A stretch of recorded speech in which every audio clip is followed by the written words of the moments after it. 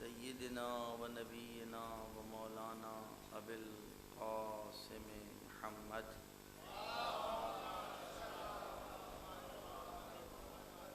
و آلہ الطیبین الطاہرین المعصومین المنتجبین المنتخبین المطہرین الذین اذهب اللہ عنہم الرجس وطہرہم تطہیرا.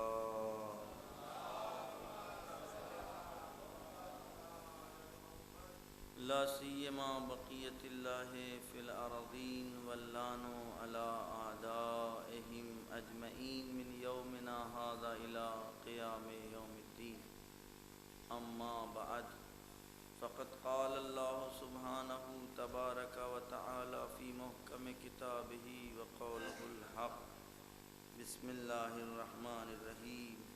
یا ایھا الذین آمنوا استجیبوا للہ وللرسول اذا دعاکم لما یحییکم. صلوات محمد.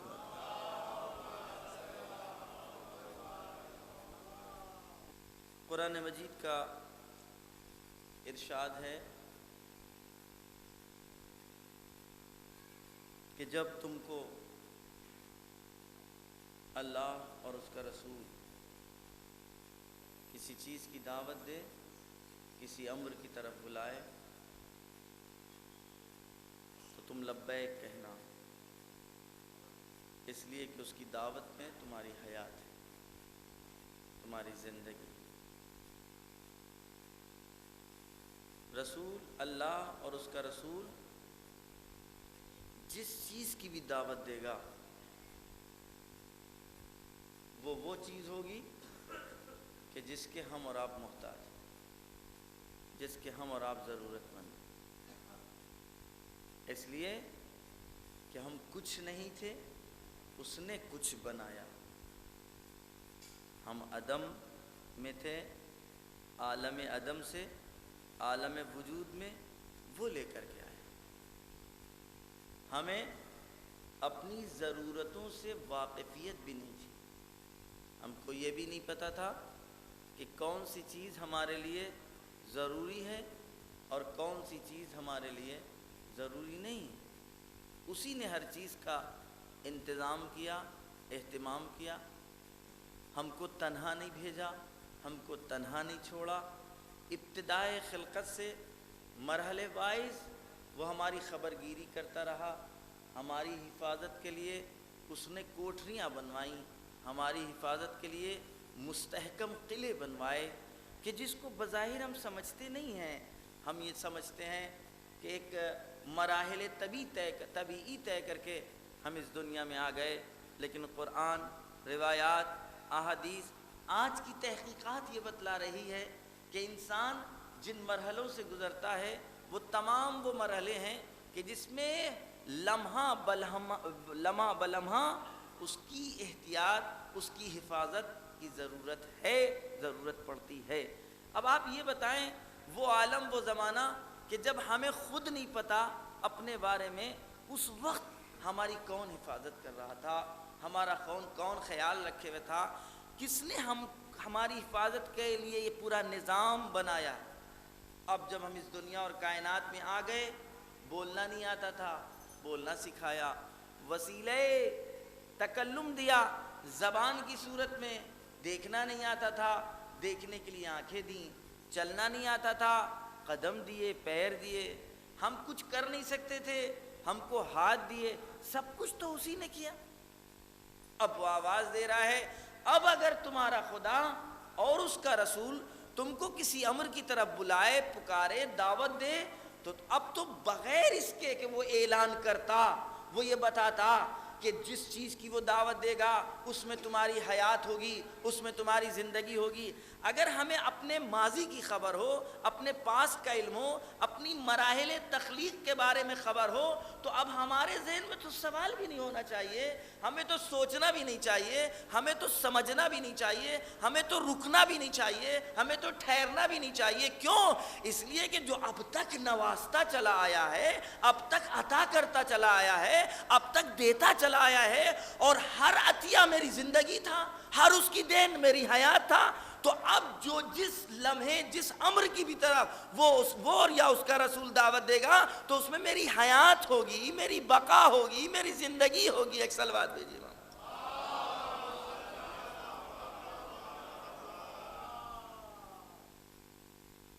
ہمارے سابقے سے جو کچھ ہم اپنے بارے میں جانتے ہوں اور جو کچھ اللہ نے ہمارے ساتھ مستقل اہتمام برتا ہے، اس کے تحت اس کا ہر امر ہمارے لیے حیات ہوگا۔ ہماری گفتگو ہے خطبات کربلا، اللہ اور اس کا رسول۔ رسول یعنی وہ کہ جس کو خداوند عالم نے اپنے پیغامات پہنچانے کا ذریعہ بنایا ہے۔ رسول کے ذریعے سے رسول کے بعد والے سلسلے کو پہچانوایا کہ جب ہم تمہارے درمیان نہیں ہوں گے تو جو سبب ہماری ضرورت کا تمہارے درمیان ہے، یعنی بغیر ہمارے تم تک فیوز الہی نہیں پہنچ سکتے تھے، ہم جب ظاہری طور پر تمہارے درمیان نہیں ہوں گے تو تم فیوزات الہی تک کیسے پہنچو گے؟ لہذا وہ ایک سلسلہ بتا کر کے گئے کہ ہمارے بعد ایک سلسلہ ہے کہ جن کے ذریعے تم تک فیوزات الہی پہنچے گی۔ ایک صلوات بھیجو۔ اب کیونکہ ہمارا موضوع ہے خطبات کربلا، لہذا ہم اب اس پر رک نہیں سکتے، وگرنہ جو ہم تک شریعت پہنچی ہے، جو ہمیں دین دیا گیا ہے، ہمیں جو احکام بتائے گئے ہیں، ہماری یہ جو نماز، ہمارا روزہ، ہمارے زندگی کے سلسلے میں جتنے احکامات ہیں، چھوٹے سے چھوٹا لے کر کے بڑے سے بڑا حکم الہی تک، ہر حکم میں ہماری حیات پوشیدہ ہے، چاہے ہم سمجھیں یا نہ سمجھیں۔ اگر ہم میں سمجھنے کی صلاحیت ہوگی تو سمجھائے گا بھی، بتائے گا بھی۔ ائمہ نے علل بھی بتائے ہیں، اسباب احکام بھی بتائے ہیں کہ مثلاً اس حکم کو جو خداوند عالم کی طرف سے تم پر واجب قرار دیا گیا ہے تو اس کا فلسفہ کیا ہے۔ لیکن بہت سے احکام کہ جس کو ہم سمجھ نہیں سکتے تھے، وہ صرف حکم خدا کے اعتبار سے، کیونکہ حکم خدا ہے، کیونکہ حکم رسول ہے، کیونکہ حکم شریعت ہے، حکم دین ہے، ہمیں ماننا ہے، کیونکہ یہ طے کر چکے ہیں کہ جو کچھ بھی ہم تک اس کا حکم آئے گا وہ ہمارے فائدے میں ہوگا، اس میں ہماری حیات ہوگی۔ لہذا آپ شرعی احکام دیکھیں، توحید کا مرحلہ دیکھیں کہ توحید کے مرحلے سے ہمیں حیات مل رہی ہے کہ ہم ختم ہو رہے ہیں۔ آپ نظام بشریت کے اوپر نگاہ ڈالیں، جب نظام توحید نہیں تھا تو یہ انسانیت کس طریقے سے بسر کر رہی تھی، اور نظام توحید تو ہمیشہ سے تھا، لیکن نظام توحید کے مقابل میں جس نے لبیک نہیں کہی ان کی زندگی کیسی تھی، اور جو توحید کے سامنے اپنے سر کو جھکائے ہوئے تھے ان کی زندگیاں کیسی تھی۔ آپ تھوڑا سا عرب کے معاشرے میں چلے جائیں کہ جس کا بہت تذکرہ ہوتا ہے، وگرنہ پوری انسانی تاریخ اٹھا کر کے دیکھ لیں، خدا کی قسم اگر آپ نے حکم الہی کی طرف ہم اور آپ متوجہ نہیں ہوئے تو ہماری ابتدا غیر موحد کیا بتلا رہے ہیں۔ دنیا جو اپنے آپ کو ترقی یافتہ کہتی ہے، اگر نظام توحید کے اوپر اس نے اپنے سسٹم کو نہیں بنایا تو ہماری اور آپ کی ابتدا کیا ہے؟ یعنی ہم کمال کے بعد یہاں تک پہنچے ہیں، ہماری ابتدا جانور تھی۔ ظاہر ہے میرا موضوع نہیں جو آپ کے سامنے گویا سبھی سائنس کی کتابیں پڑھایا جا رہا تھا، یہ اور بات ہے کہ آج دنیا خود اس نتیجے تک پہنچی۔ آپ یہ بتائیں وہ انسان کیسے کمال تک پہنچے گا، کیسے آپ کو کمال تک لے جائے گا کہ جو اپنے بزرگوں، اپنے پرکھوں کو اور اس سسٹم کے اوپر، اس نظام کے اوپر ہم کو اتنا اعتماد اور بھروسہ ہو کہ جو منوانے میں ہمارا محتاج ہے، وہ نظام جو ہم کو دعوت دے رہا ہے حیات کی، جس نے حیات دے کر کے پیدا کیا ہے، وہ میرا محتاج نہیں تھا. ہم کو خلق نہ کرتا تو کائنات میں کچھ کم ہو جاتا؟ کچھ بھی کم نہ ہوتا. لیکن ہم کو خلق کیا تاکہ کائنات سے کمال حاصل کرو، جس کے تحت خداوند عالم نے تم کو یہ زندگی عطا کی. لہذا ہمارے سامنے یہ احکام شرعی ہر حکم کے پالن میں اور ہر حکم کی اطاعت میں ایک نئی زندگی نہاں ہے. صلوات بھیجیے.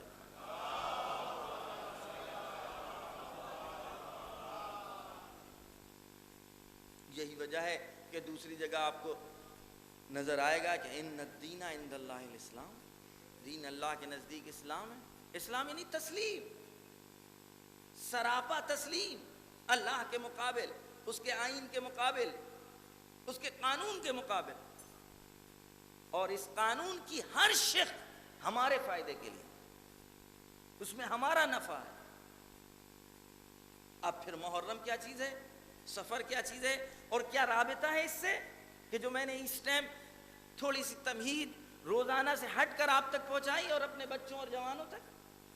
خدا کی قسم، اگر قانون چاہیے، اگر آئین چاہیے، اگر نظام چاہیے، تو نظام کو باقی رکھنے کے لیے ہمیں اپنے آپ کو آمادہ کرنا. قانون کو باقی رکھنے کے لیے ہمارے پاس ڈیفینسی پلان ہونا چاہیے.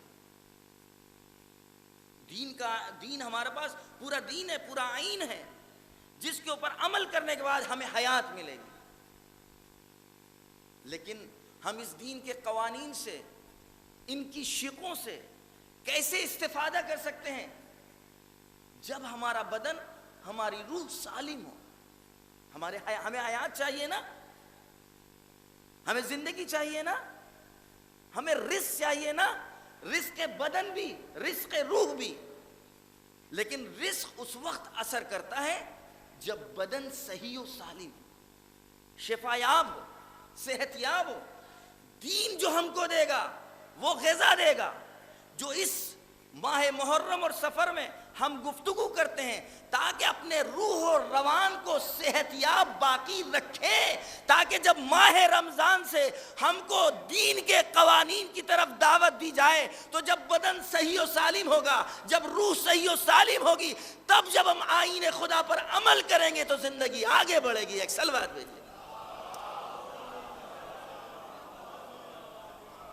ایک اور صلوات بھیجیے.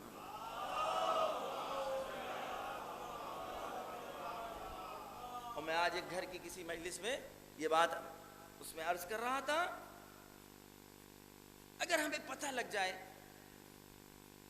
کہ فلاں دوا، فلاں انجیکشن، فلاں ٹانک، فلاں ٹیبلٹ، فلاں کیپسول، کہ جس میں ہماری توانائی، ہماری قدرت، ہماری زندگی، یہ تمام چیزوں کی ضمانت لی گئی ہے، آپ اس کو استعمال کریے.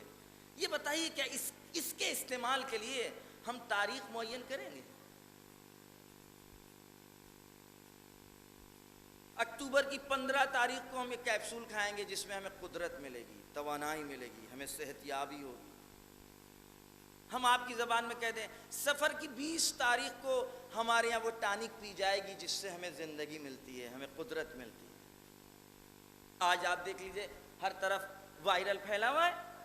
اب کسی ڈاکٹر نے، کسی طبیب نے تشخیص دے دی کہ آپ یہ انجیکشن لگوا لیجئے، آپ یہ دوا کھاتے رہیے، آپ اس چیز کا استعمال کرتے رہیے تاکہ اس کا اثر آپ پر نہ ہونے پائے. آپ یہ بتائیے کہ تاریخیں معین کی گئی ہیں؟ نہیں، بلکہ جب ہمیں پتہ لگ جائے کہ یہ نسخہ حیات ہے، اس میں ہماری سلامتی ہے، اس میں ہماری صحت ہے، تو دوڑ کر کوشش کریں گے پہلے استعمال ہم کر لیں، پہلے ہم کر لیں. اور روزانہ اس پر گفتگو ہوگی، روزانہ اس نسخے کے اوپر گفتگو ہوگی، روزانہ یہ نسخہ استعمال کیا جا رہا ہوگا. کیوں؟ کیونکہ اس میں حیات ہے، اس میں صحت ہے، اس میں سلامتی ہے. بس میرے عزیز دوستوں، یہ جو دین کی گفتگو ہے، جو مذہب کی گفتگو ہے، جو آئین الہی کی گفتگو ہے، خدا کی گفتگو ہے، رسول کی گفتگو ہے، قرآن کی گفتگو ہے، اس کے لیے تاریخ معین نہیں ہونا چاہیے، بلکہ روز سفرہ حیات بچھنا چاہیے، روز نسخہ حیات کا تذکرہ ہونا چاہیے، تاکہ ہمیشہ صحت یاب رہیں، ہمیشہ سالم رہیں. ایک صلوات بھیجیے.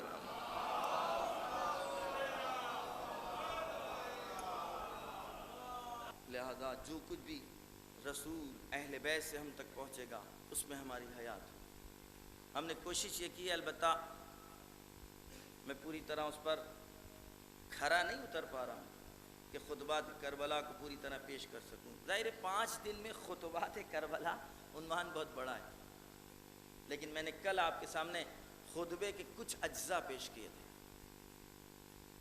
بنی امیہ کی کیا کوشش رہی تھی کہ علی کا نام نہ لیا جائے، علی کا نام مٹ جائے، علی کا نام ختم ہو جائے۔ خاندان اہل بیت کی یہ کوشش رہی کہ ہم علی کے نام کو ہمیشہ لیتے رہیں گے، ہم علی کا نام ہمیشہ دہراتے رہیں گے۔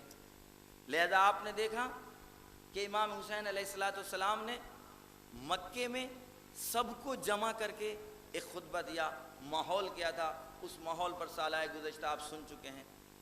کون سی پلاننگیں تھیں، کس طریقے سے وہ عمل اس پر کرتے چلے آ رہے تھے، بچوں کی کیسے تربیت ہو رہی تھی، جوانوں کی کس طریقے سے تربیت ہو رہی تھی، ممبروں سے کیا کہا جا رہا تھا، نہیں میں نے غلط کہہ دیا، لکڑی کے ٹکڑوں کے ڈھیر سے کیا کہا جا رہا تھا۔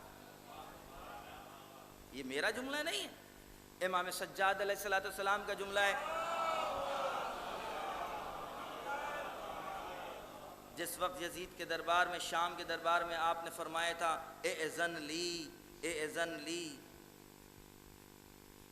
انا ارکب علی ھذی الاعواد، مجھ کو اجازت دے تاکہ میں اس لکڑی کے ڈھیر کے اوپر جا کر کچھ کہوں۔ اب جب سید سجاد جائیں وہاں وہی لکڑی کا ڈھیر ہو، لیکن جب زبان وہی کھلے گی، حمد الہی ہوگی، درود و صلوات محمد اور آل محمد پر ہوگا، فضائل علی اور اولاد علی بیان ہوں گے، تو اب وہی لکڑی کا ڈھیر ممبر رسول بن جائے گا۔ آپ نے دیکھا ہم شکلوں کے محتاج نہیں ہیں، ہم اپنے کردار و گفتار سے شکلوں کی تعمیر کرتے ہیں۔ میں نے کل ایک گفتگو کی تھی نا، میں نے آپ کے سامنے عرض کیا تھا کہ دشمن کی جو تلاش و کوشش ہے، ہم اور آپ اپنے ہدف کو نہ بھولیں۔ ہمارا ہدف پیغام کربلا کو پہنچانا ہے۔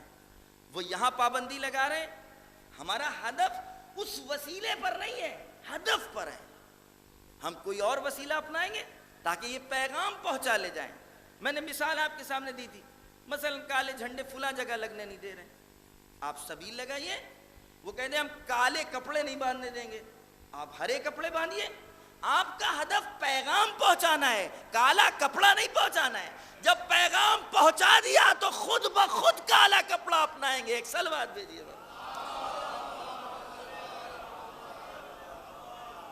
گزر گیا زمانہ وہ، البتہ اب آج نہیں ہوتا کہ ہمارا علم نیچے یہاں سے نہیں ہوگا، تعزیہ نیچا نہیں کیا جائے گا، چاہے مثلا توڑ دیا جائے۔ تب سنتے ہیں لوگ فخر و افتخار میں بیان کرتے ہیں کہ فلاں گاؤں دیہات بستی میں بجلی کا تار آ رہا تھا، تار کٹوایا، تب ہم علم لے کر کے گئے۔ نہیں، علم کی یہ بلندی نہیں، حضرت ابوالفضل العباس کی وفا کی بلندی پیش کریے، ان کے کردار کی بلندی پیش کریے۔ عباس کون عباس؟ عباس جس کے نام سے فوج شام لرزتی ہو، وہ عباس جب وقت کے امام کے سامنے ہو تو پتہ ہی نہیں لگتا تھا کہ عباس ہے بھی کہ نہیں، اتنے خاموش، اتنے ساکت، اتنے آرام۔ لہذا عباس کو عباس جو بنایا وہ ان کی اطاعت نے، ان کی معرفت نے، ان کی شناخت نے۔ عباس نے کربلا کے میدان میں جو شعر پڑھے دو چار، عباس کی زبان سے جو کچھ نکلا اور صادر ہوا، ایک تو بہت کچھ ہے ہی نہیں۔ کیوں؟ یہ میں پہلے عرض کر چکا ہوں، وقت کے امام کے سامنے بولا نہیں جاتا ہے، سنا جاتا ہے۔ سالہ گزشتہ آپ سن چکے ہیں، حجت خدا کے سامنے بولا نہیں جاتا ہے، سنا جاتا ہے۔ علی ابن ابی طالب اور رسول اکرم کا ایک رابطہ یہ بھی تھا۔ حضرت امام حسین علیہ السلام نے اس خطبے میں اس چیز کی طرف اشارہ کیا ہے، فرمایا ہے میں تم کو اللہ کی قسم دے کر کے پوچھنا چاہتا ہوں، کیا تم جانتے ہو کہ علی ہمیشہ پوچھا کرتے تھے، سوال کیا کرتے تھے، جواب دیتے تھے، اور اگر کبھی علی خاموش ہو جاتے تھے تو رسول بولتے تھے اور بات کرتے تھے علی علیہ السلام سے. یعنی کیا مطلب؟ یعنی یہ دونوں علی جو اس منزل تک پہنچے ہیں وہ سن کر اس منزل پر پہنچے ہیں. حجت خدا رسول کی شکل میں موجود ہے، لہذا علی ابن ابی طالب اطاعت کی منزل پر ہیں، اور جب رسول بیچ میں سے چلے جائیں گے اس وقت علی ابن ابی طالب باب علم بن کر کے دنیا کے سامنے نمودار ہوں گے. ایک صلوات بھیجیے.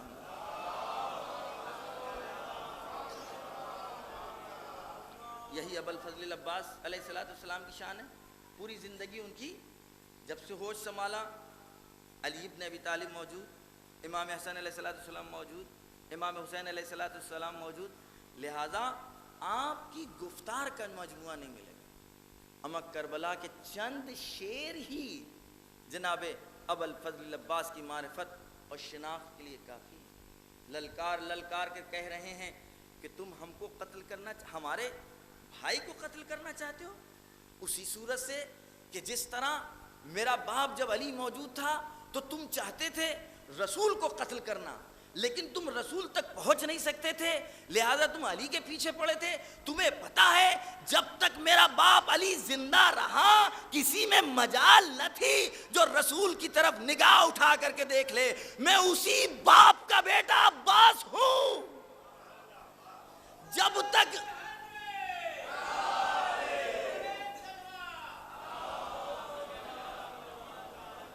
اور جب تک میں زندہ رہوں گا تم اپنے ذہنوں سے نکال دو کہ حسین تک پہنچو گے. لہذا تاریخ گواہ ہے. خط کھینچا. ہم عباس کو غضب کے نام سے پہچانتے ہیں، غصے کے نام سے پہچانتے ہیں، جذبات کے نام سے پہچانتے ہیں. اطاعت کا مجسمہ خط کھینچا. یہ خط جذبات کا نہیں تھا، یہ لکیر تھی اطاعت کی. کیونکہ ابھی اذن نہیں ملا، اجازت نہیں ملی. لکیر کھینچ کر کے بتایا میں جا رہا ہوں اپنے مولا سے اجازت لینے. اطاعت کی لکیر میں اتنا دم تھا، اتنا زور تھا کہ تمام جذبات کے ہوتے ہوئے، تمام غرور و تکبر کے ہوتے ہوئے مطیع پروردگار کی کھچی ہوئی لکیر کو پار نہ کر پائے. ایک صلوات بھیجیے.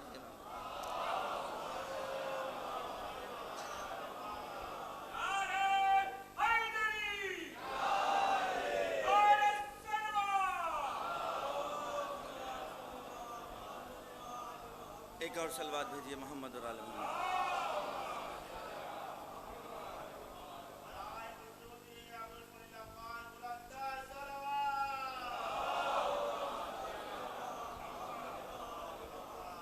لہذا بنی امیہ کا جو پروپیگنڈا تھا اس کے مقابل میں کربلا والوں نے جو اپنی ذمہ داری نبھائی ہے، لمحہ بلمحہ علی علی علی علی، میرا آقا علی، میرا مولا علی، میرا باپ علی. اور میں نے کل خطبے کے چند فراز اور چند پیراگراف آپ تک پہنچائے تھے. آج شناخت کے لیے دونوں جبہوں کا اور دونوں مورچوں کا تعارف ضروری ہے. ایک وہ کہ جب آپ نے مکے میں سب کو جمع کر کے کہا تھا میں خدا کی قسم دے کر کے تم سے پوچھنا چاہتا ہوں کیا تم نے دیکھا، کیا تم نے دیکھا، کیا تم جانتے ہو، کیا تم جانتے ہو، کیا تم جانتے ہو؟ سب کا کیا جواب تھا؟ اللہم نعم. قالو اللہم نعم، قالو اللہم نعم. ہاں میں اللہ کو گواہ کہہ کر کے کہتا ہوں جو آپ کہہ رہے ہیں وہ سچ ہے، جو آپ کہہ رہے ہیں وہ سچ ہے. اور پورے فضائل علی ابن ابی طالب علیہ السلام نے سرزمین مکہ کے اوپر تمام اصحاب رسول اس وقت کے جتنے لوگ بھی تھے سب کو جمع کر کے آپ نے پیش کر دیا تھا. میں پورا خطبہ نہیں پیش کر پایا تھا اور آج اس خطبے کو آگے نہیں بڑھاؤں گا، لیکن آج دوسرے رخ یہ اہل بیت کی شناخت اور معرفت تھی. اب بنی امیہ کی شناخت ہونا چاہیے، وہ بھی گواہی لے کر، وہ بھی ہلا ہلا کر، وہ بھی آپ کی زبان میں ٹہوکے دے دے کر. یاد ہے، یاد ہے، بتاؤ تم نے کیا، تم نے کیا، تم نے کیا، تم نے کیا. اور جس سے پوچھا جا رہا ہو وہ خاموش رہے، تاریخ خاموش رہے. اس کا مطلب اقرار کر لیا ہے تمام قدرت و طاقت ہونے کے باوجود. ایک صلوات بھیجیے محمد والا.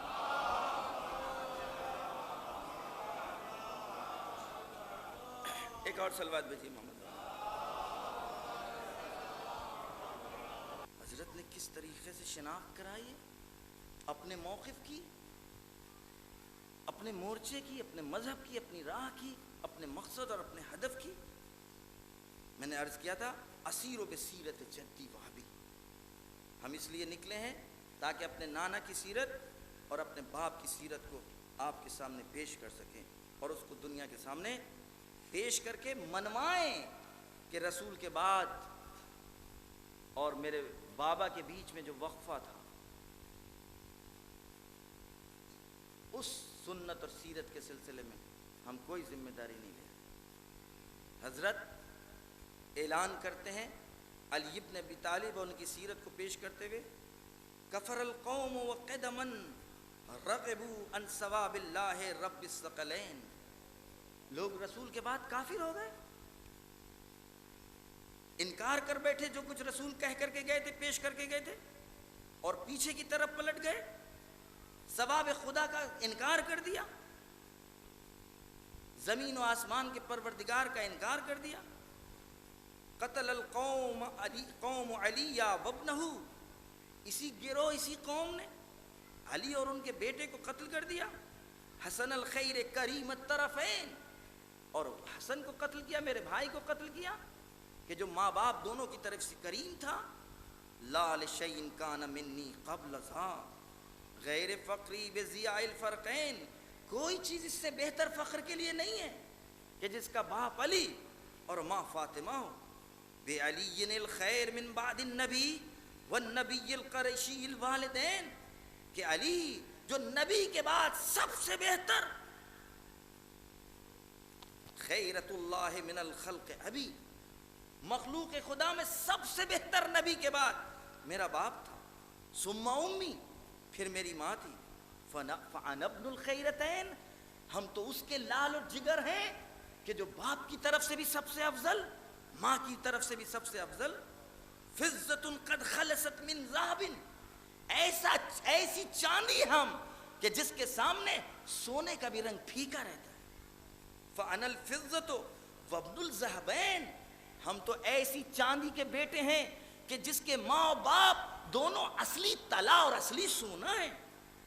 من لہو جد کا جدی فی الورا، میرے دادا کی طرح کسی اور کا دادا ہے اس پوری کائنات میں؟ کہاں یہ کہہ رہے ہیں پتہ ہے آپ کو؟ کربلا کے میدان میں کہاں یہ کہہ رہے ہیں؟ شام والوں کے سامنے کہاں یہ کہہ رہے ہیں؟ مکے والوں کے سامنے کوئی ایک کھڑا ہو جاتا، کوئی ایک کہتا، کوئی ایک بولتا، نہیں نہیں ایسا نہیں ہے، سب کے سامنے حضرت یہ اشعار پڑھ رہے ہیں، سب کا سکوت اس بات کی دلیل ہے کہ سب کو اقرار ہے کہ روئے زمین پر سب سے بہتر اس وقت حسین ابن علی کی ذات ہے۔ سلوات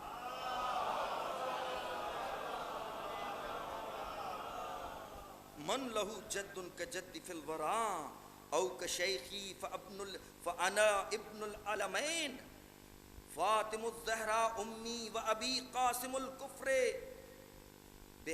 ببدر و حنین، میری ماں فاطمہ ہے، میرا باپ وہ کہ جس نے کافرین اور مشرکین کے ٹکڑے ٹکڑے کیے ہیں، بدر و حنین تم بھول گئے۔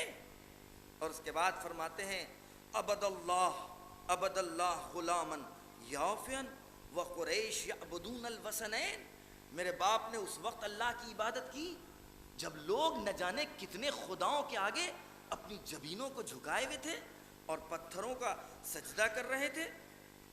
یعبدون اللات والعزی معا، لات و عزی کی ایک ساتھ عبادت میں مشغول تھے۔ وعلی کان صلی القبلتین، لیکن میرے باپ نے تو دونوں قبلوں کی طرف نماز پڑھی ہے، یعنی ابتدا ہی میں جس وقت رسول نے نماز کا حکم رسول لے کر کے آئے تو کعبے میں دو مقتدی تھے، ایک امام تھا، ایک میرا باپ تھا، ایک میری دادی خدیجۃ الکبریٰ تھی۔ ایک صلوات دے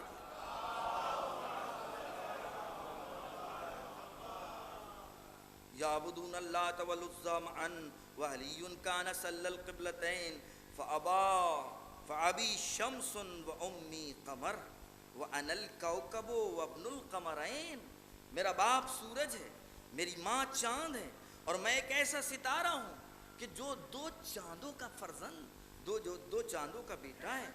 وَلَهُ فِي يَوْمِ أُحَدْ وَقَتٌ. احد میں کچھ ہوا تھا پتہ ہے؟ احد میں کچھ ہوا تھا پتہ ہے؟ کچھ لوگ چھوڑ کر کے چلے گئے تھے. رسول اللہ کا نمائندہ اکیلا رہ گیا تھا. شفت الغلہ بفض العسکرین. میرے باپ نے مومنین کے دلوں کو شفا دی تھی جس وقت دونوں طرف سے حملہ کر کر کے رسول کو جب بچایا تھا, رسول کی جب حفاظت کی تھی اور مشرکوں کفار کو نابود کیا تھا اور اس میدان احد سے بھگایا تھا. وہ کون تھا؟ میرا باپ علی تھا. ایک سال بعد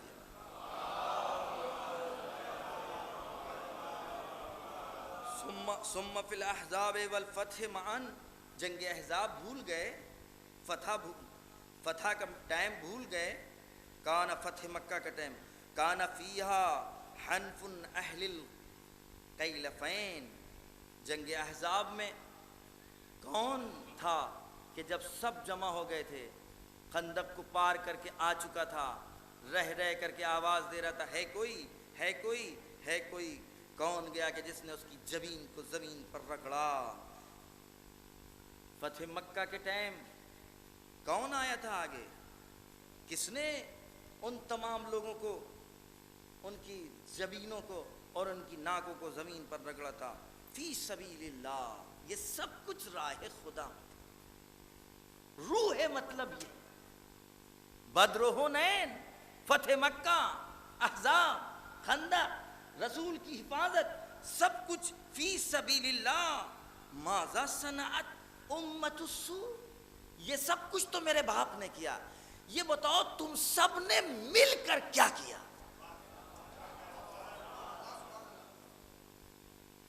ماذا صنعت امت السوء معا بالعطرتین. تم نے سب نے مل کر کیا کیا؟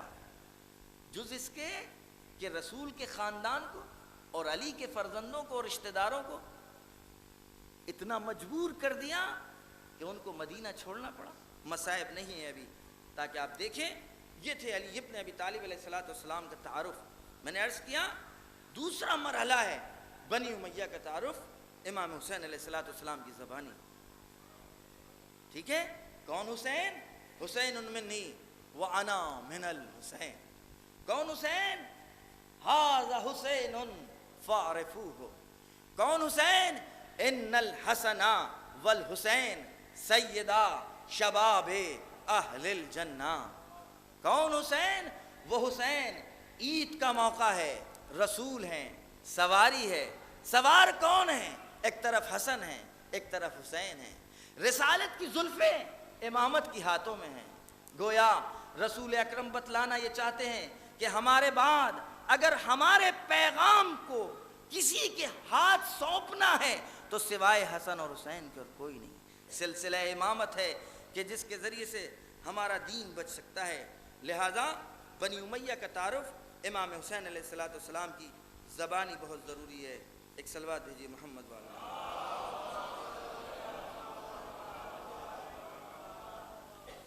سنیں, امیر شام حاکم شام نے امام حسین سے کہا تم جانتے ہو ہم نے کیا کیا تمہارے باپ کے چاہنے والوں کے ساتھ؟ ان کو قتل کیا. پوری طرح توجہ کیجیے گا, بہت دقیق اور لطیف اس میں نکات اشارے ہیں جس کو میں بہت کھول نہیں سکتا. تم جانتے ہو ہم نے تمہارے باپ کے چاہنے والوں کے ساتھ اور تمہارے دوستوں کے ساتھ کیا کیا؟ حضرت نے فرمایا ماذا صنعتا ماذا فعلتا.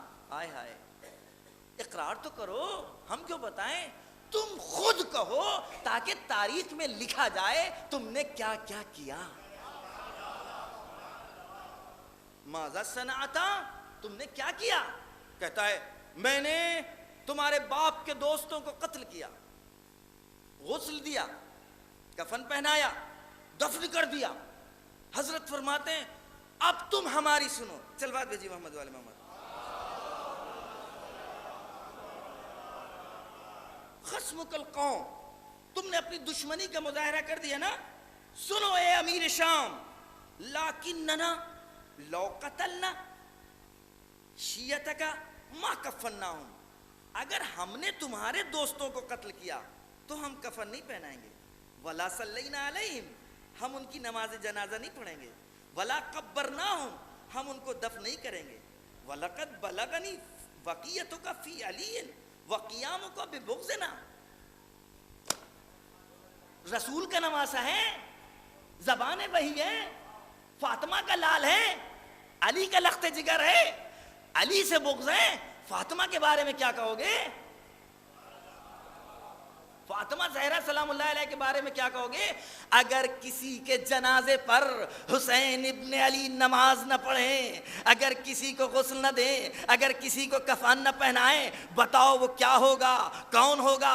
بس امام حسین علیہ السلام نے اپنے مقابل میں آنے والوں کے پورے خطوط معین کر دیے۔ تم نے اقرار کر لیے نا کہ تم نے ہمارے باپ کے چاہنے والوں کو قتل کیا، قتل کرنے کے بعد غسل دیا، غسل کرنے کے بعد تم نے کفن پہنایا، کفن پہنانے کے بعد تم نے ان کو دفن کر دیا نا، یعنی تم نے مسلمانوں کے ساتھ ظلم کیا، ظلم کرنے کے بعد تم نے یہ سوچا ان کو غسل دینا واجب ہے، ان کو کفن پہنانا واجب ہے، ان کو دفن کرنا واجب ہے، تم نے ان وجوب کا خیال نہیں کیا، بلکہ مسلمانوں کے سوال کے خوف نے تم نے ان تمام امور کو انجام دیا کہ کہیں کوئی تم سے یہ پوچھ نہ لے کہ تم نے مسلمانوں کو قتل کیا تو دفن نہیں کیوں نہیں کیا۔ لیکن سنو، تم ہماری نظروں میں کیا ہو؟ اگر تمہارے چاہنے والوں کو ہم نے قتل کیا تو نہ وہ لائق غسل ہے، نہ لائق کفن ہے، نہ لائق دفن ہے۔ ایک صلوات بھیجیے محمد علیہ۔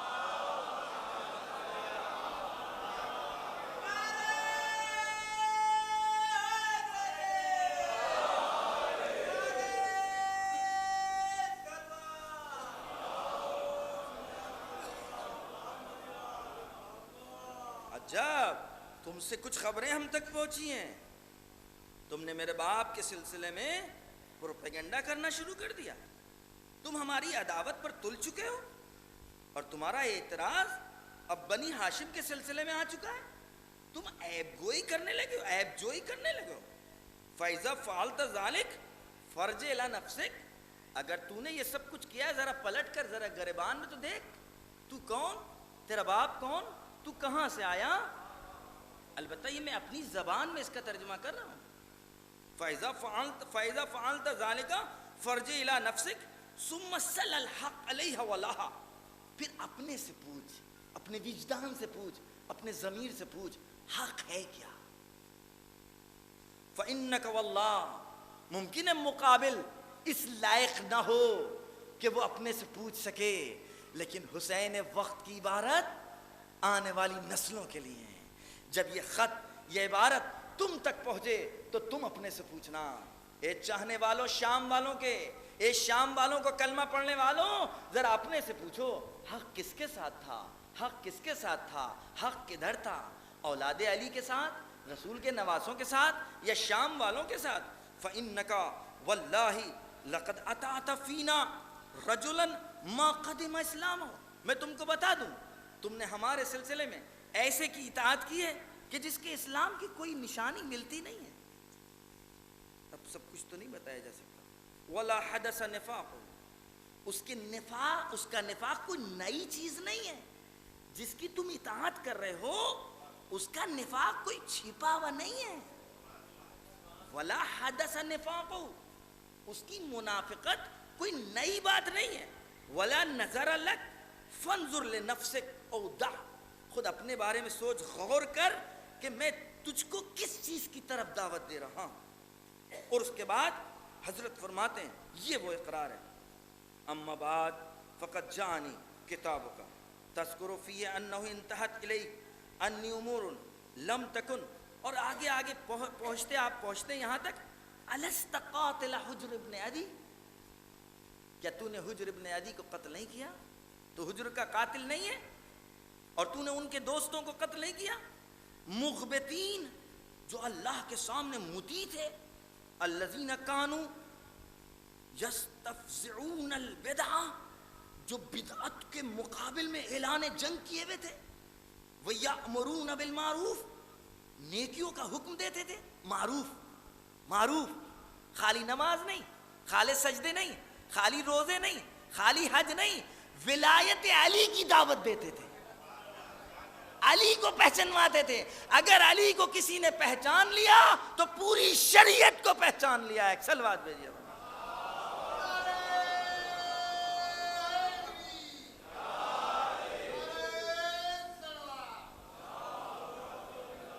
یہ کون لوگ تھے جن کو تم نے قتل کیا ہے؟ پوچھ رہے ہیں الست قاتلا حجر ابن عدی وینہون عن المنکر، برائیوں سے روکتے تھے. فقتلتہم، تم نے ان کو قتل کیا ہے.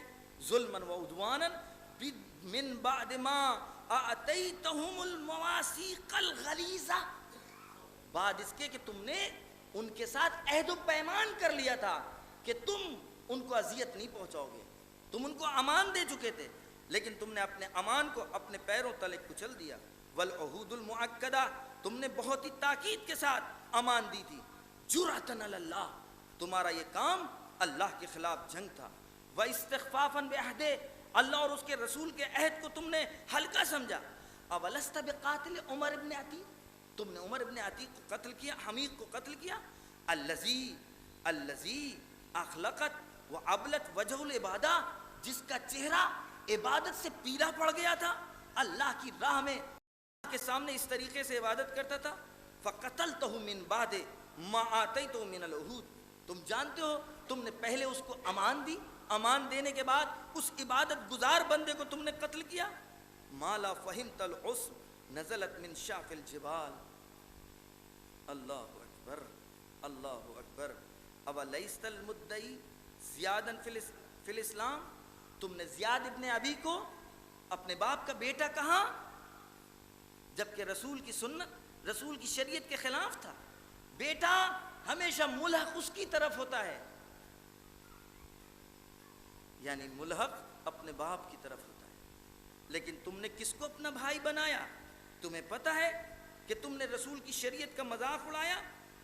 الست المدعی زیادا فی الاسلام فزعمت انہ ابن ابی سفیان وقد قضى رسول اللہ ان الولد للفراش وللآہر الحجر. مگر تمہیں پتہ نہیں رسول زناکار کے لیے سنساری بتا کر کے گئے کہ صرف اس کا نتیجہ اور اس کے لیے عقاب صرف سنسار کرنا ہے. ثم سلطت علی اہل الاسلام، تم نے اس کو، میں یہاں سے کہہ نہیں سکتا، تم نے زیاد ابن ابی کو اہل اسلام کے اوپر، مسلمانوں کے اوپر مسلط کر دیا. یقتلہم، اس نے قتل کیا. وَيُقَطِّعُ أَيْدِيهُمْ، ان کے ہاتھوں کو کاٹا، پیروں کو کاٹا. وَيُصَلِّبُهُمْ عَلَى جُذُوعِ النَّخْلِ، اور خرمے اور رطب کے درختوں کے اوپر تم نے ان کو سولی چڑھائی. سبحان اللہ. اے حاکم شام، لَكِنَّكَ لَسْتُ مِنْ هَذِهِ الْأُمَّةِ، تم نے تو ایسے سارے اقدامات کیے کہ جیسے ہم اس امت سے ہمارا کوئی تعلق ہی نہیں ہے. اولست قاتل الحضرمی الذی کتب الیک، کیا تم جانتے ہو حضرمی جو صحابی رسول تھے، اس کو تم نے، جو دوزدان آران علی ابن ابی طالب تھے، میرے باپ کے چاہنے والے تھے، تم نے ان کو قتل نہیں کروایا جبکہ زیاد ابن ابی نے کہا تھا کہ یہ علی کے چاہنے والے ہیں. ودین علی ہوا دین ابن ام الذی اجلسک مجلسک الذی انت فیہ، تم نے اسی زیاد ابن ابی کو اپنی جگہ پر بٹھالا.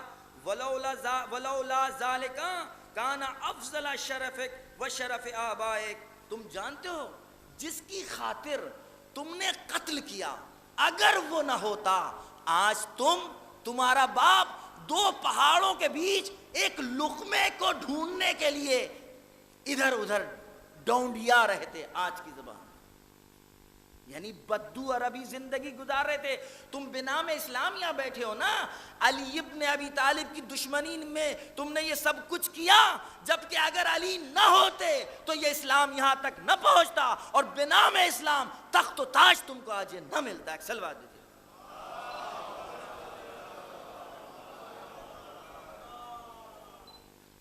یہ تمام حضرت امیر شام کو خطاب کر کے پوچھ رہے، کیا تم نے یہ سب کیا، تم نے یہ کیا، تم نے یہ کیا، تم نے یہ کیا؟ کوئی جواب نہیں. جرأت. مروان بن حکم کو بھیجا کہ جاؤ عبداللہ ابن جعفر کی بیٹی کا رشتہ لے کر کے جاؤ یزید کے لیے. اب اگر وقت ملا تو یہ والا خطبہ ہم کل بیان کریں تاکہ مسلمان آج جو یزید اور یزیدیت سے دفاع کر رہے ہیں ان کو پتہ لگے کہ وہ کیا کرنا چاہتے ہیں، اسلام کو کہاں لے جانا چاہتے ہیں. بس ہے اور بس. اسلام کا استہزاء کر چکے، اسلام کا مذاق اڑوا چکے. آج دنیا کی بڑی طاقتیں اسلام کا مذاق اڑا رہی ہیں. ان کو موقع کس نے دیا ہے؟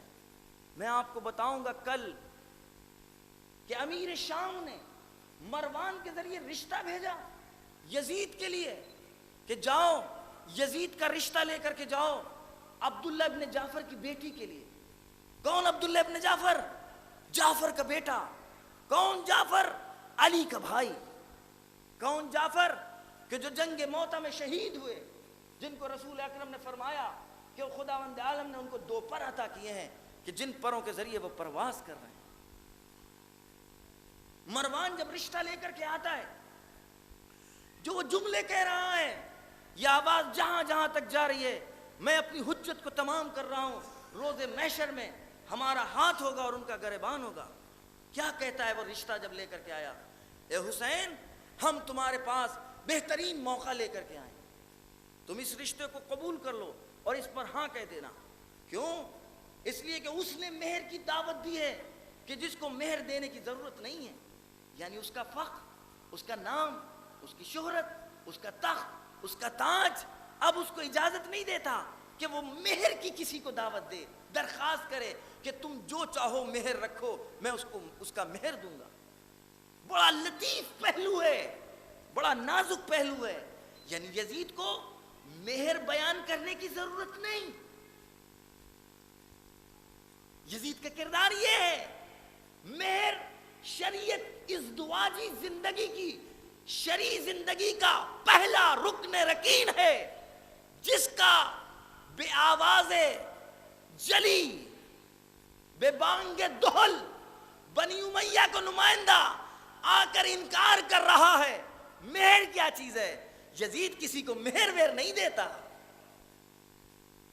اور اس کے بعد مروان آگے کہتا ہے، البتہ یہ رشتہ ایسا رشتہ ہے کہ تمہارے اوپر لوگ زیادہ فخر کریں گے اس بنا پر کہ تم نے اپنے خاندان کی لڑکی یزید کو دے دی. یزید پر فخر کرنے والے لوگ کم ہوں گے تمہارے ساتھ رشتہ جوڑنے کے لیے. اور سنو، پتہ یزید کون ہے؟ یزید وہ ہے کہ جس کو لوگ وسیلہ بناتے ہیں اللہ کی بارش کے لیے. جب سوکھا پڑ جاتا ہے، بادل نہیں آتے، تو لوگ یزید کو وسیلہ بناتے ہیں تاکہ ابر جھوم کر برسیں. ہنسنے کا مقام نہیں ہے، سوچنے کا مقام ہے. بنی امیہ کہاں لے جانا چاہ رہی تھی؟ بنی امیہ کہاں لے جانا چاہ رہی تھی؟ آج یزید کے مدافع، آج یزید کی طرف سے دفاع کرنے والے لوگ، آج یزید کے وکلا پوری طرح توجہ کریں.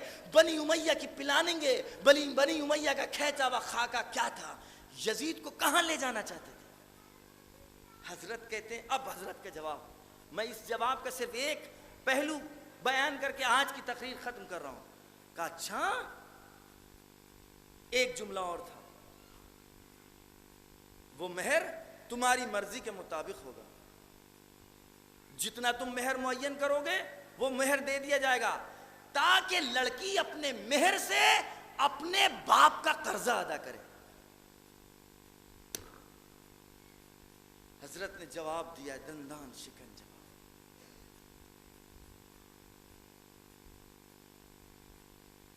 کب سے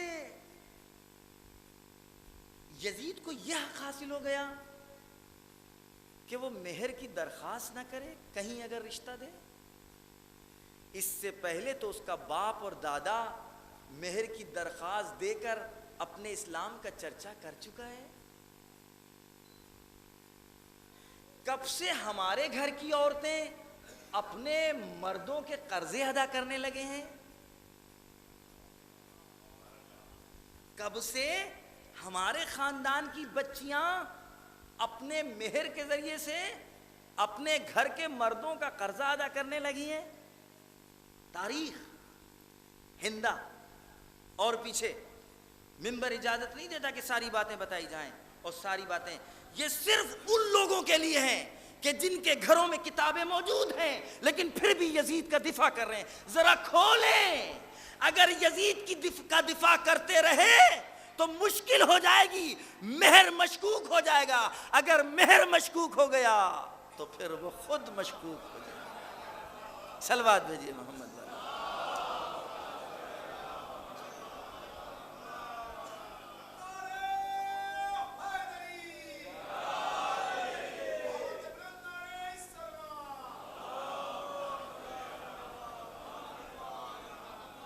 البتہ تو یہ جو کہہ رہا ہے کہ یزید کے ذریعے ابر آ کر کے برستے ہیں، اللہ اکبر، روئے زمین پر تو رسول کے ذریعے ابر برسے ہیں۔ بنی امیہ کے پٹھوں، یزید کے وکیلوں، غور کر رہے ہو کہ کیا چاہتے تھے بنی امیہ والے، یزید کو کہاں لے جانا چاہتے تھے؟ رسول کے ذریعے سے ابر برستے تھے، ابو طالب کی دعاؤں سے ابر برستے تھے۔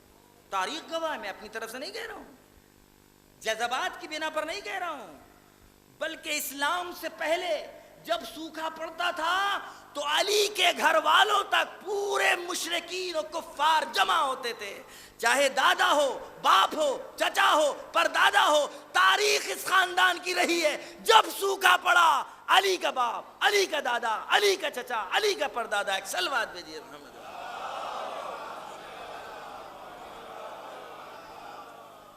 ایک اور صلوات بھیجیے محمد۔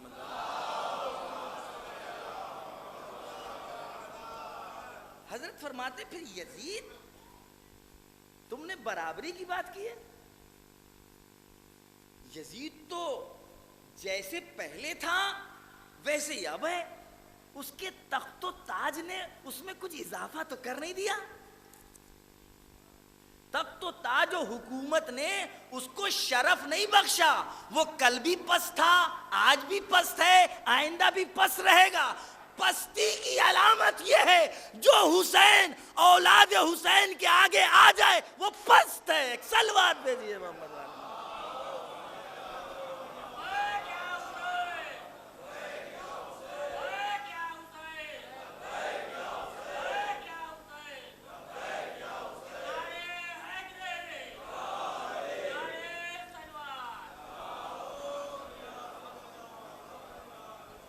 اور نعروں میں ہم سوچتے ہیں کاہلی ممکن ہے بخش دی جائے، لیکن اس نعرے میں کاہلی، تنبلی، سستی، میرا دل چاہتا ہے یا یہ والا نعرہ ہم لوگ لگائیں نہیں، وہ جیسے نعرے چلتے آ رہے ہیں وہ لگاتے رہیے، لیکن جب لبیک کہیے تو بھی یہ بے جان لبیک نہیں۔ میں اکثر یہ بات کہتا ہوں، لبیک یا حسین کہنا ہے تو پھر کربلا سے ملتی جلتی لبیک ہو۔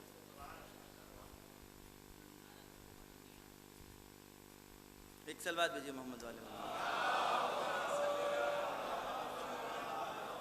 یہ ہمارے بھائی کی حمایت میں اور کربلا والوں کے ساتھ ساتھ دینے میں سب لوگ ہاتھوں کو بلند کر کے لبیک یا حسین،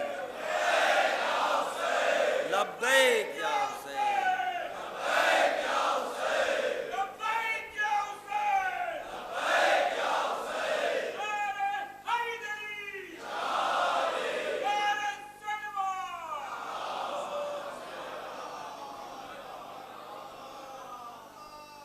یہ لبیک وہ ہے کہ جو صرف زبانوں نے اس کا اقرار نہیں کیا، لبیک بولنے والی صرف زبانوں نے نہیں کہا، لبیک یا حسین بے زبانوں نے نہیں کہا، لبیک جانوروں نے کہا، لبیک پتھروں نے کہا، لبیک ہواؤں نے کہا ہے، لبیک پانی کے قطرات نے کہا ہے۔ میں لفاظی نہیں کر رہا ہوں، روایتوں کا خلاصہ میں آپ تک پہنچا۔ پتھر کو جب ہٹایا جاتا تھا تو خون ابلتا تھا،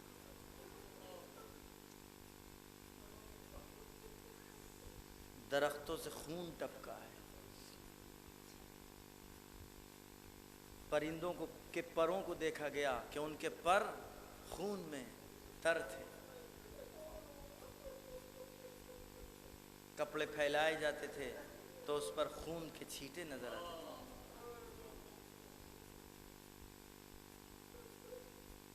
شام کی جو لوگ زیارت کرنے گئے ہیں حلب کی، انشاءاللہ حالات بہتر ہوں، محبان اہل بیت کو فتح اور کامیابی ہو، اور آپ لوگ نزدیک سے جا کر پھر حلب میں زیارت کریں۔ آج بھی وہ پتھر موجود ہے جس پر خون کے نشانات ہیں، اور بعض لوگوں نے کہا ہے جو تھے موجود کہ روز عاشور ہر سال اس پتھر کے اوپر تازہ خون نظر آتا ہے۔ کربلا کی خاک روز عاشور آج تک وہاں کی جو مٹی ہے لوگوں نے بارہا دیکھا ہے کہ خون میں تبدیل ہو جاتی ہے۔ خاک کربلا کی جو تسبیح بنائی جاتی ہے اس میں بہت سے ایسے مواقع آئے ہیں کہ اس تسبیح کا ایک آدھ دانہ کہیں نہ کہیں، یہ میرے سنی بھی بات نہیں، بارہا میں تسبیح کربلا سے لایا ہوں اور لوگوں کو دی ہے، لیکن ایک سال ایک گھر میں تسبیح دی تھی، اس ایک تسبیح کا ایک دانہ روز عاشور رنگین ہو گیا تھا خون کی طرح، میں نے اپنی آنکھوں سے خود دیکھا۔ البتہ سالہ بعد وہ رنگین نہیں ہوا، خون میں تبدیل نہیں ہوا، ایک سال کی میں بات کروں۔ میں کیا کہنا چاہتا ہوں، یہ خاک کربلا لبیک کہہ رہے ہیں۔ امام حسین علیہ السلام اپنا تعارف کراتے کراتے آخر میں یہی تو کہتے ہیں کہ تم ہم کو کس جرم میں قتل کر رہے ہو، ہماری خطا کیا ہے؟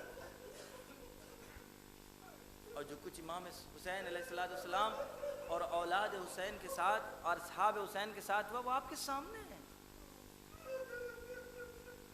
اتنی سخت شہادت کے بعد اب تو کوئی گنجائش نہیں تھی نا، شہادت کے بعد کتاب ظلم بند ہو جانا چاہیے تھی نا۔ بتائیے 3 دن کی پیاس کے بعد تڑپا تڑپا کر جن کو مارا گیا ہو۔ امام حسین علیہ السلام کیا فرماتے ہیں؟ فرماتے انا قتیل الابرا، میں کشتہ اشک ہوں، میں آنسوؤں کا مقتول ہوں۔ بعض علماء اس کی تفسیر یوں کرتے ہیں، کہتے ہیں امام یہ کہنا چاہتے ہیں میں مجھ کو رلا رلا کر قتل کیا ہے۔ کبھی عباس کی لاشیں پر گریہ کیا، کبھی اکبر کی لاش کو اٹھاتے ہوئے گریہ کیا، کبھی قاسم کی لاش پر پہنچے تو فرماتے ہیں میرے لال مجھے معاف کرنا، تم اپنے چچا کو پکارتے رہے لیکن ہم تمہاری مدد نہ کر پائے، اور جب پہنچے تو تم کو کوئی فائدہ نہیں پہنچا پائے۔ اور کبھی علی اصغر کو جب میدان میں لے کر کے آئے پانی کا سوال کر رہے تھے، اور جب پانی نہیں ملا اور ادھر سے تیر چلا، بچہ باپ کے ہاتھوں پر منقلب ہوا، تو اس وقت آپ کو یاد کر کے گریہ کیا، اے میرے جانے والو، کاش کے کربلا کے میدان میں تم ہوتے،